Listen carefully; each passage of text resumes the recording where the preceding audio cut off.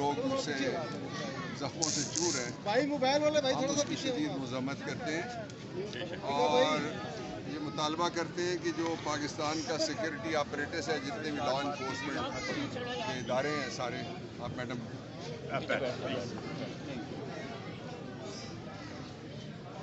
جتنے بھی law enforcement کے ادارے ہیں وہ اپنی توجہ شہریوں کے تحفظ پہ لگائیں۔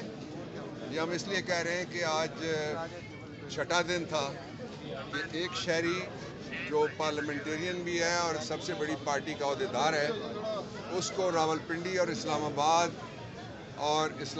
اور لاہور کے درمیان گھسیٹنے میں انہوں نے لگایا۔ ابھی جو مجھے فواد نے بتائی ہے ڈیٹیل، اس کے مطابق وہ کل پورا دن، میں جب یہاں سے فارغ ہوا تو میں نے بھی دیکھا کہ قافلہ پتہ لگ رہا ہے جی ادھر سے جا رہے ہیں، اور پھر 3 دفعہ انہوں نے موٹر وے پہ اس کو موڑا اور آرڈر یہ تھا کہ کھلے ڈالے میں اس کو بٹھاؤ۔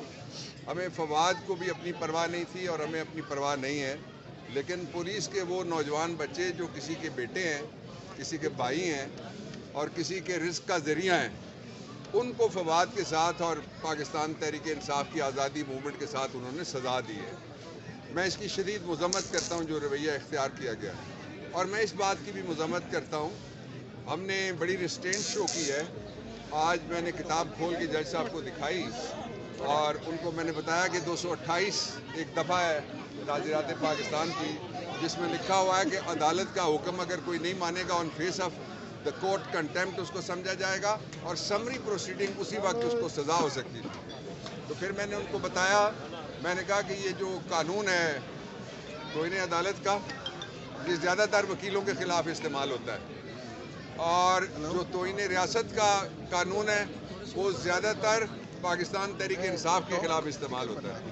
تو اس لیے میں نے کہا کہ ان دونوں قوانین کے لیے یہ والا جو میرا پین ہے جس سے میں وکالت کرتا ہوں اس کا رنگ مختلف ہے، میں نے کہا ان کالے قوانین کے لیے میں نے کالا پین رکھا ہوا ہے۔ تو جج صاحب نے کہا کہ یہ شرم کرو یا کرو،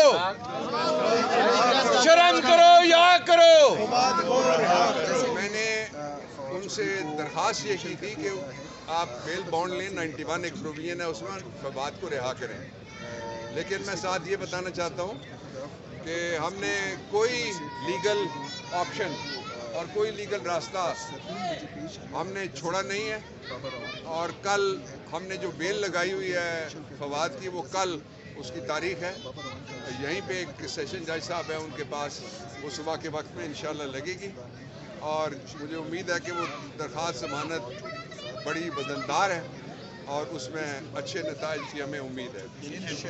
تیسرا جو پہلو ہے اس کا وہ یہ ہے کہ میں جیلم والوں کو سب سے پہلے، اور پھر اسلام آباد والوں کو اور اٹک والوں کو بھی، اور سب کو جنہوں نے 5-6 دن جس سالیڈیرٹی کا فواد کے ساتھ اور پی ٹی آئی کے ساتھ اظہار کیا ہے، میں سب کو شاباش دینا چاہتا ہوں، سب کو میں خراج تحسین پیش کرنا چاہتا ہوں۔ اور اس کے ساتھ ہی آج جو اس حکومت نے 3 کام ایسے ہیں کہ اس وقت چاہیے تو یہ تھا کہ وہاں پہ جو کیبنٹ بنی ہے، جس طرح سے بنی ہے میں تفصیل میں نہیں جانا چاہتا، اس پہ آج کالم لکھے ہوئے کہ کون کتنے میں آیا ہے، کہاں سے آیا ہے، تو ورتھ بھی لکھی ہوئی ہے ساتھ۔ تو اس لیے میں صرف یہ کہنا چاہتا ہوں کہ جس صوبے میں بڑی مشکل کے ساتھ اللہ کی مہربانی سے ہم نے اس طرح کے جرائم جو تھے وہ کنٹرول کیے ہوئے تھے، اور قوم نے بڑی قربانیاں دی، جس میں ہمارے فوج کے نوجوان، پولیس، اتنا پورے پاکستان میں شاید اتنی شہید کی ہوئی جہاں وہاں شہادتیں پولیس کی ہوئی ہیں، ٹاپ آفیشلز جو تھے وہ بھی شہید ہوئے ہیں، ان میں سے 2-3 ایسے جو بے تعلق والے بھی تھے۔ تو اس کے بعد یہ اس طرح سے کھیل رہے ہیں الیکشن نہ کراؤ، الیکشن نہ کراؤ، شرم آنی چاہیے وہاں گورنر کو۔ آج چلو پر پانی بھیجیں سارے پشاور کے لوگ کہ وہ اس میں ڈوب مرے، کہ وہ اس بات پہ لگا ہوا تھا کہ میں الیکشن نہیں کرا سکتا اور نہیں کراؤں گا۔ وہ تو کرانے پڑیں گے الیکشن، تم جو مرضی کر لو تمہیں کرانے پڑیں گے، 90 دن کے اندر الیکشن ہوں گے، آئین کا ڈکٹیٹ ہے۔ وہ 2 مثالیں دے رہے ہیں، ایک مثال وہ کہتے ہیں کہ 1988 میں الیکشن میں ڈیلے ہو گیا تھا، اور بھائی 1988 میں آئین تھا ہی نہیں، مارشل لا تھا۔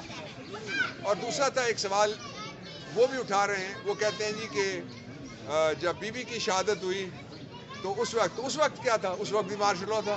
اس وقت ملک کا صدر کون تھا؟ مارشل لا ایڈمنسٹریٹر تھا. وہ سٹنگ آرمی چیف تھا. He was in uniform.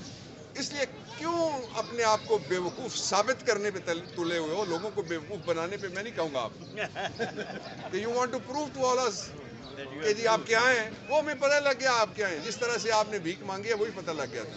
ایک پہلو اس کا یہ ہے. اس کا دوسرا پہلو جو ہے وہ اس سے بھی زیادہ امپورٹنٹ ہے. وہ امپورٹنٹ پہلو یہ ہے کہ وہاں کوئی کسی کے پاس لا اینڈ آرڈر کا انچارج وزیر ہی نہیں ہے ان کے پاس. وہاں یہ دیکھیں کتنے علمے کی بات ہے.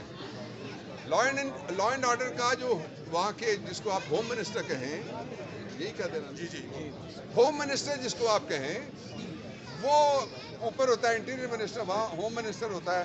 چودھری صاحب بھی رہے ہوئے ہیں منسٹر, اس لیے ان سے بھی استفادہ کیا جا سکتا ہے. بات یہ ہے کہ ان کا کوئی لوگوں کے تحفظ پہ, ملک کے تحفظ پہ, اکانومی کے تحفظ پہ, جمہوریت کے تحفظ پہ, آئین کے تحفظ پہ, مہنگائی کے خلاف لوگوں کے ساتھ کھڑا ہونے پہ کچھ بھی نہیں ہے. ان کی توجہ صرف ایک ہے.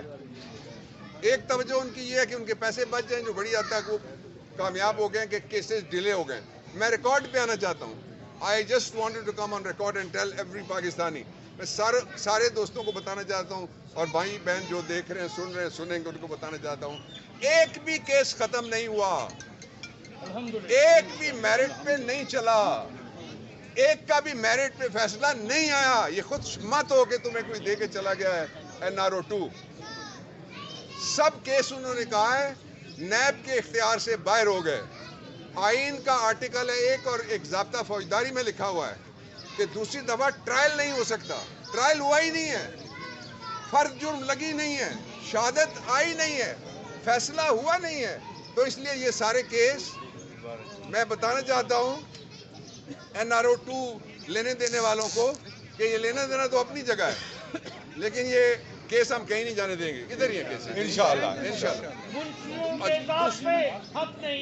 دوسری جو بات میں کہنا چاہتا ہوں, اب نہیں مانتے,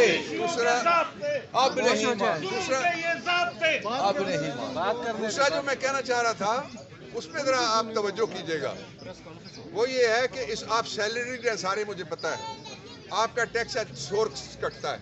جب آپ کو پیسے ملتے ہیں, ہمیں بھی جو فیس ملتی ہے چیک کے ذریعے سے ٹیکس ایٹ سورس کٹتا ہے. نہیں ہے تو ہم جا کے اس کو اپنے بینک میں جمع کراتے ہیں, ڈکلیئر کرتے ہیں, اور ہم وہ سارے کے سارے پیسے, یہ ایسی مخلوق 13 جو انہوں نے زہریلی جڑی بوٹیاں جمع کی ہیں, وہ ساری انہوں نے اقتدار میں بٹھائی ہوئی ہیں, جس میں ایک کے خلاف کچھ ہونے لگے تو وہ کہتا ہے میں کور کمانڈر ہاؤس کا گھراؤ کروں گا.